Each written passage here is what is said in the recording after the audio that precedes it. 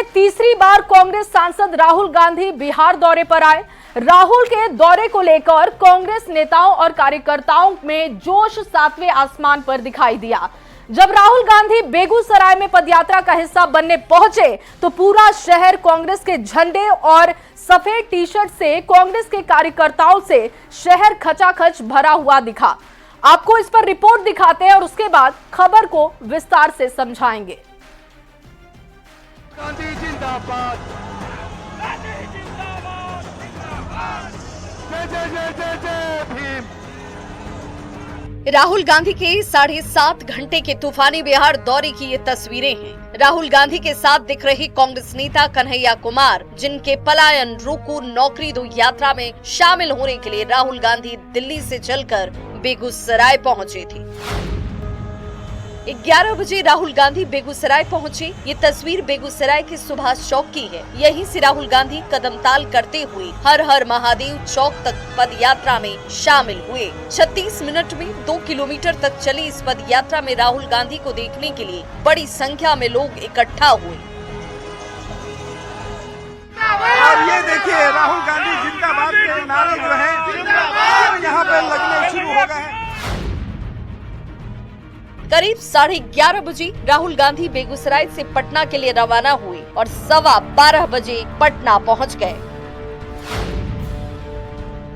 बेगूसराय से पटना पहुंचे राहुल गांधी ने सीधे श्री कृष्ण मेमोरियल हॉल पहुंचकर संविधान सुरक्षा सम्मेलन में हिस्सा लिया। एक बार फिर हाथ में संविधान लेकर नेताओं को संबोधित करते हुए राहुल गांधी ने कहा कि मैं यूपी का रहने वाला हूं, लेकिन मानता हूं कि बिहार सबसे अधिक पॉलिटिकल राज्य है। कॉन्स्टिट्यूशन हिंदुस्तान की सच्चाई का रक्षक। 2:45 बजे के करीब राहुल गांधी बिहार कांग्रेस मुख्यालय सदाकत आश्रम पहुंचे और कांग्रेस के नेताओं के साथ बैठक की। अंदर राहुल गांधी कांग्रेस को मजबूत करने के लिए बैठक कर रहे थे, तो बाहर कांग्रेस के नेता और कार्यकर्ता जुत्तम पैजार में व्यस्त थे। खैर 5 बजे राहुल गांधी अपने 7.5 घंटे के तूफानी दौरे को पूरा करके दिल्ली के लिए रवाना हो गए। देखना होगा राहुल गांधी के दौरे से कांग्रेस अपने मकसद में कितनी कामयाब रहती है। न्यूज़ 18 के लिए बेगूसराय से संजय कुमार और संतोष के साथ पटना से संजय कुमार की रिपोर्ट। तो आपने पूरी रिपोर्ट देखी, लेकिन राहुल गांधी के बार बार बिहार आने के मायने आपको समझाएं उसके पहले ये जान लीजिए कि हाल के दिनों में कब कब राहुल गांधी बिहार दौरे पर रहे। 18 जनवरी को राहुल गांधी बिहार आए और बिहार दौरे पर उन्होंने कई दौरे किए और मीटिंग्स भी की, यानी कि 7 अप्रैल को राहुल गांधी तीसरी बार बिहार आए थे। तो 18, 5 और 7 अप्रैल ये 3 दौरा राहुल गांधी का हुआ। अब आइए राहुल गांधी के बारे में बार बार बिहार आने के मायने भी आपको समझाते हैं। दरअसल राहुल गांधी बिहार दौरे पर तो आ रहे हैं, लेकिन उनके दौरों के मायने क्या हैं ये भी देख लीजिए। कांग्रेस की हालत बिहार में ठीक नहीं है। 2 दशक से कांग्रेस आरजेडी की बैसाखी के सहारे है। 2020 के चुनाव में कांग्रेस का रिजल्ट अच्छा नहीं रहा। 70 सीट पर चुनाव लड़ने वाली कांग्रेस को महज 19 सीट मिली और जीत का स्ट्राइक रेट अगर आप देखें तो ये महज 27% रहा। इसी वजह से बार बार बिहार का दौरा कांग्रेस को करना पड़ रहा है। पिछले 4 चुनावों के रिजल्ट पर भी अब नजर डाल लेते हैं और इसे भी आपको समझा देते हैं कि कांग्रेस की स्थिति क्या बिहार में रही है। तो बिहार में कांग्रेस की कहानी अपने आप क्लियर हो जाएगी जब ये आंकड़े आप देखेंगे और समझेंगे। पिछले कुछ चुनावों की बात करें तो 2020 के विधानसभा चुनाव में कांग्रेस 70 सीटों पर लड़ी और 19 सीट पर जीत हासिल कर सकी। इससे पहले 2015 में कांग्रेस ने 41 सीट पर उम्मीदवार उतारा, जिनमें से 27 पर पार्टी के उम्मीदवार जीत हासिल कर सके। 2010 के आंकड़े भी आपको बताते हैं। विधानसभा चुनाव में कांग्रेस अकेले चुनाव लड़ी थी और सभी 243 सीटों पर उम्मीदवार कांग्रेस ने उतार दिए, लेकिन सिर्फ 4 पर कांग्रेस को जीत मिलती है। जबकि 2005 के नवंबर में हुए चुनाव में 51 सीटों पर चुनाव लड़कर सिर्फ 9 सीट कांग्रेस के खाते में जाती है। आंकड़ों से साफ है कि कांग्रेस को बिहार में बैसाखी की जरूरत है और इसीलिए बार बार कांग्रेस को खुद को मजबूत करने के लिए राहुल गांधी को बिहार भेजना पड़ रहा है। यही नहीं, कांग्रेस के सामने और भी कई बड़ी चुनौतियां हैं, वो भी समझ लीजिए। भागलपुर दंगे के बाद यानी कि 1989 के बाद कांग्रेस बिहार में धीरे धीरे हाशिए पर खिसकती गई। आज हालात ये हैं कि बिहार में कांग्रेस आरजेडी की बैसाखी पर टिकी है और तो और लोकसभा चुनाव के बाद संविधान वाला मुद्दा भी कारगर साबित नहीं हो पाया कांग्रेस के लिए, तो बहुत टेंशन है कांग्रेस के लिए। विधानसभा चुनावों में कांग्रेस का प्रदर्शन अच्छा नहीं रहा, ये आंकड़े भी अब देखिए आपको दिखाते हैं और आप उसे समझिए कि कांग्रेस को कितनी ज्यादा मेहनत अलग अलग राज्यों में करनी पड़ रही है। हरियाणा विधानसभा चुनाव में कांग्रेस की हार हुई, महाराष्ट्र में सबसे खराब स्थिति पर कांग्रेस पहुंच गई और दिल्ली में फिर कांग्रेस को एक भी सीट नहीं मिल पाती है। तो अलग अलग जगहों पर कांग्रेस का प्रदर्शन कहीं ना कहीं दूसरे राज्यों में भी असर डाल रहा है। कांग्रेस 2020 में 70 सीट पर चुनाव लड़कर महज 19 सीट जीत पाई थी, जिसकी वजह से महागठबंधन की सरकार बनते बनते रह गई। इस बार आरजेडी कांग्रेस को 70 सीट देने के मूड में नहीं दिख रही है। यही वजह है कि राहुल गांधी चाहते हैं कि बिहार में कांग्रेस की जमीन मजबूत हो। जमीन मजबूत कर ज्यादा सीटें पाने की रणनीति का ही एक हिस्सा है राहुल गांधी बार बार बिहार का दौरा कर रहे हैं और कांग्रेस को मजबूत करने की उनकी कोशिश दिखाई देती है। आगे बढ़ते हुए बात कर लेते हैं राहुल गांधी के दौरे से आखिर सरकार पर क्या असर दिख रहा है। तो देखिए, राहुल गांधी के बिहार दौरे पर एनडीए और महागठबंधन आमने सामने है। बीजेपी का कहना है कि राहुल महागठबंधन की खटिया खड़ी करने में लगे हैं, जबकि आरजेडी और कांग्रेस के नेता कह रहे हैं कि राहुल के बिहार दौरे से एनडीए घबराया हुआ है। आपको रिपोर्ट दिखाते हैं और फिर इस खबर को विस्तार से समझाएंगे।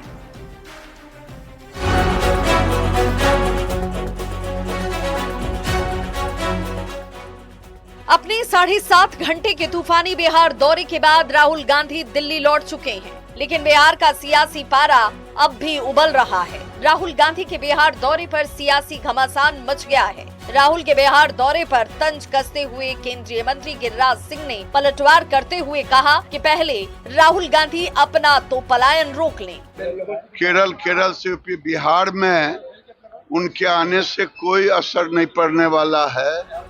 जेडीयू और बीजेपी नेताओं का कहना है कि राहुल महागठबंधन की ही खटिया खड़ी करने आए हैं। पलायन कब हुआ? जब यहाँ सरकार थी आरजेडी और कांग्रेस की, सारे यहाँ से डॉक्टर चले गए, सारे यहाँ से जो इंडस्ट्री के लोग थे चले गए, बड़ी संख्या में स्टूडेंट यहाँ से चले गए। तो दूसरी ओर बिहार कांग्रेस प्रभारी और राहुल गांधी के बेहद खास कृष्णा अल्लावरू ने कहा कि राहुल गांधी देश के नेता हैं और आने वाले दिनों में बिहार में उनका दौरा और भी होगा। और बिहार के जनता से उन्हें विशेष लगाव है, तो बिहार आना जाना उनका रहता है, रहेगा। वहीं महागठबंधन में कांग्रेस के सहयोगी दल आरजेडी ने राहुल की यात्रा पर हो रही सियासत को एनडीए की छटपटाहट बता दिया। श्री राहुल गांधी जी श्री तेजस्वी यादव जी की जोड़ी से पूरा एनडीए का कुनबा घबराया हुआ। चुनावी साल में राहुल गांधी तीसरी बार बिहार दौरे पर पहुंचे हैं। बिहार में अपनी टीम का मनोबल ऊंचा रखने के लिए राहुल नई टीम के साथ खुद मैदान में उतरे। अपनी यात्रा के जरिए राहुल गांधी सियासी हवा का रुख कांग्रेस के पक्ष में करने की पूरी कोशिश कर रहे हैं, पर एनडीए का दावा है कि उनकी ये कोशिश बेकार है। बेगूसराय से रवि एस नारायण और संतोष कुमार, पटना से संवाददाता शैलेंद्र कुमार, संजय कुमार और धर्मेंद्र कुमार के साथ ब्यूरो रिपोर्ट, न्यूज़ 18।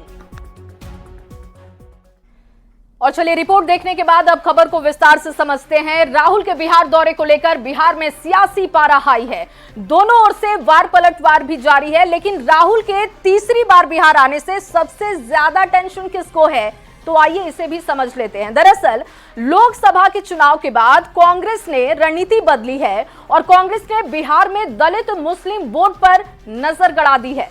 आरजेडी के वोट बैंक में सेंधमारी की भी तैयारी कांग्रेस की दिखाई देती है। यही नहीं, बिहार में हुई जातीय गणना पर राहुल गांधी सवाल उठा चुके हैं, जबकि तेजस्वी यादव की बात करें तो बिहार में जातीय गणना का क्रेडिट लेते हुए दिखते हैं। यानी कि जातीय गणना पर राहुल पहले ही आरजेडी की टेंशन बढ़ा चुके हैं। इसको हाल के दिनों के सियासी डेवलपमेंट से भी अगर आप समझें और आंकड़े देखें तो बहुत कुछ साफ हो सकता है। हाल में कांग्रेस को आरजेडी ने ज्यादा भाव भी नहीं दिया। गठबंधन पर तो कांग्रेस राजी है, लेकिन चेहरों पर लगातार सवाल उठते दिख रहे हैं।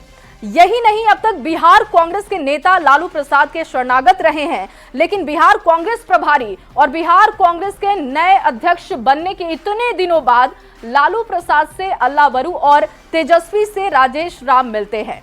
वो भी लालू जी की तबीयत खराब होने के बाद कांग्रेस के नए अध्यक्ष वहां पर उनसे मिलने के लिए पहुंचते हैं।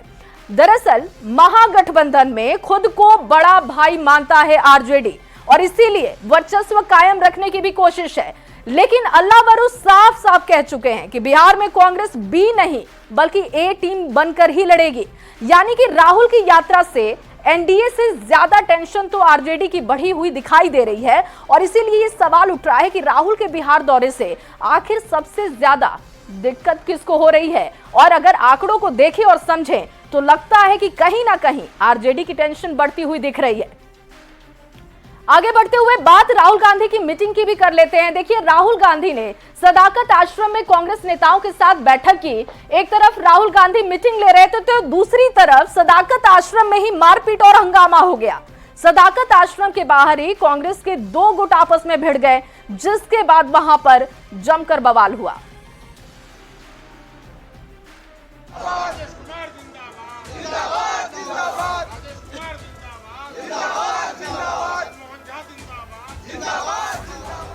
ये तस्वीरें हैं कांग्रेस के दफ्तर सदाकत आश्रम की। सदाकत का अर्थ होता है सत्य और सच्चाई, लेकिन इसी सदाकत आश्रम में हाथापाई की नौबत आ गई।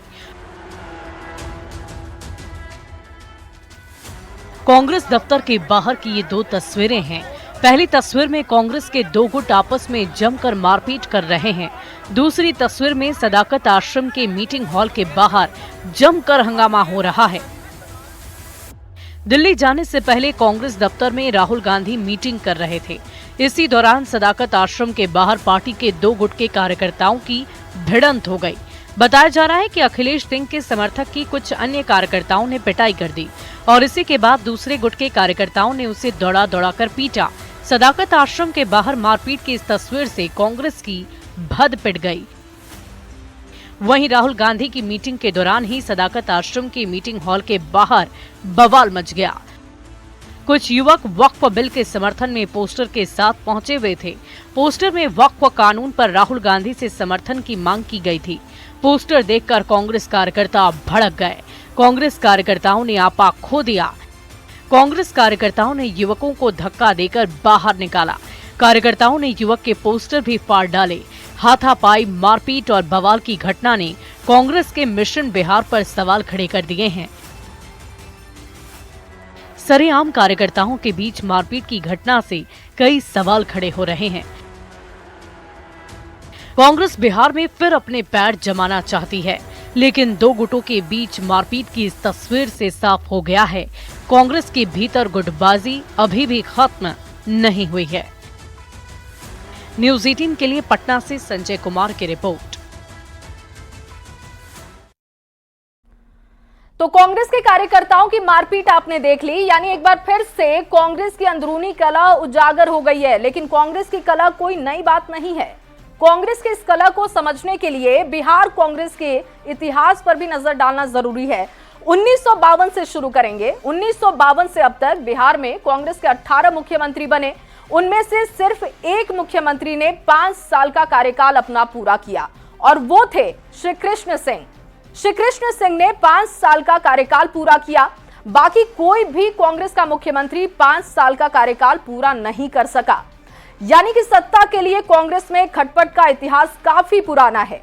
पहले पद के लिए सियासत होती है, नेता एक दूसरे का पैर खींचते थे और अब सत्ता नहीं है तो खटपट जारी है।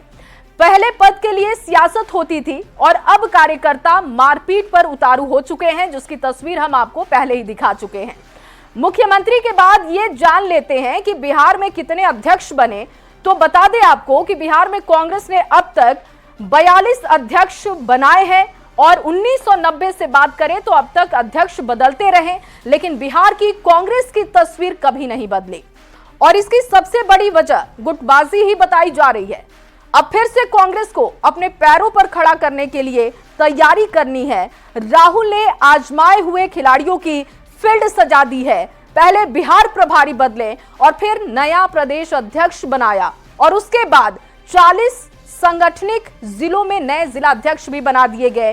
पूरी तरीके से एक नई टीम बनाने की कोशिश की गई ताकि बिहार में कांग्रेस अपनी स्थिति को सुधार पाए। लेकिन सवालों के जरिए खबर को समझिए। देखिए, सदाकत आश्रम में मारपीट से मजबूत होगी क्या कांग्रेस? ये सवाल है। कांग्रेस की गुटबाजी क्यों नहीं खत्म होती है? अल्लाह वरू राजेश राम का कोई प्रभाव पड़ रहा है क्या? यह भी सवाल बहुत अहम है। क्या राहुल की नई टीम कांग्रेस को खड़ा कर पाएगी? ये तमाम सवाल बहुत अहम है जब बिहार में कांग्रेस की स्थिति आरजेडी की बैसाखी की तरह है। महागठबंधन में सियासी संकट भी लगातार जारी है। आगे खबर पे बढ़ेंगे और देखिए, सीएम फेस पर कांग्रेस और आरजेडी में पहले से ही तनातनी है। अब वीआईपी ने 60 सीटों की डिमांड कर दी है। महागठबंधन की टेंशन बढ़ा दी है। आपको रिपोर्ट दिखाते हैं।